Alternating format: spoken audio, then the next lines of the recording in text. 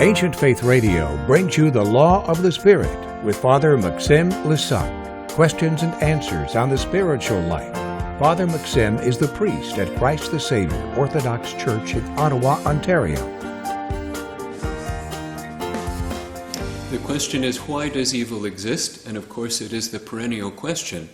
And that's why we have the book of Genesis.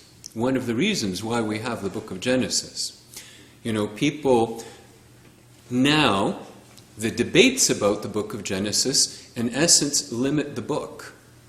Because certain people are only interested in applying Genesis to biology. But it is a much bigger book than that. It is a very powerful book. You can open a biological textbook, it's not going to tell you why evil exists. Can't. It's beyond the limits of what we know to be biology. Anyway, what you and I were taught in biology, it's beyond the limits of biology to make any comment on that. The evil exists in the world because humanity gained an intimate knowledge of it. And in gaining an intimate knowledge of it, it's like anything else in life. You know, we use the word empirical. The word empirical is something that exists within the realm of our experience. We can experience something, we can repeat something. If it happens to be a test, we can know about it, an experiment. But if we have an intimate knowledge of evil, we become united with it. We become coupled with it, joined to it. That's why I'm using the word intimate. And once that happens, evil is no longer theoretical. Evil becomes real in a human being. And that's why evil exists. One could go further back and say that evil exists because of a wrong use of free will. We were given free will, and as I mentioned, free will or freedom in general is a very important aspect of the image of God that we all have. And by the way, everyone still has. The image was not destroyed, scrambled, tarnished, all kinds of words you could use.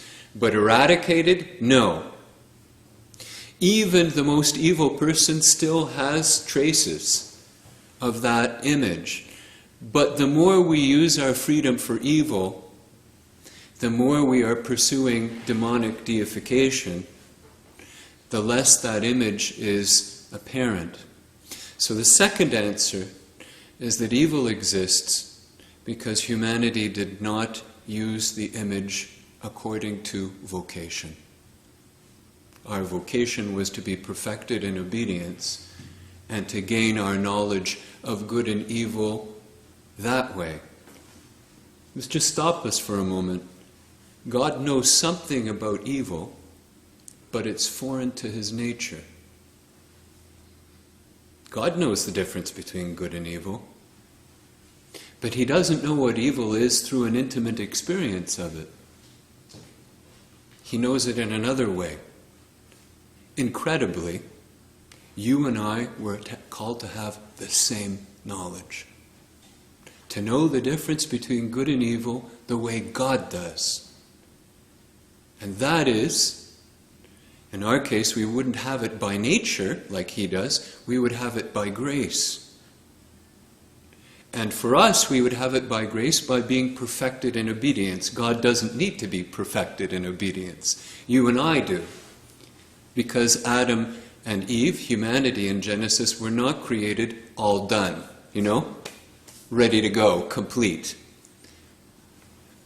So, when you see all of these things, you can understand why evil exists in the world, and you can understand why it's so important that freedom be used for Christ, that freedom be used for good. We are taking a stand against evil in a sense that is higher than just a moral sense.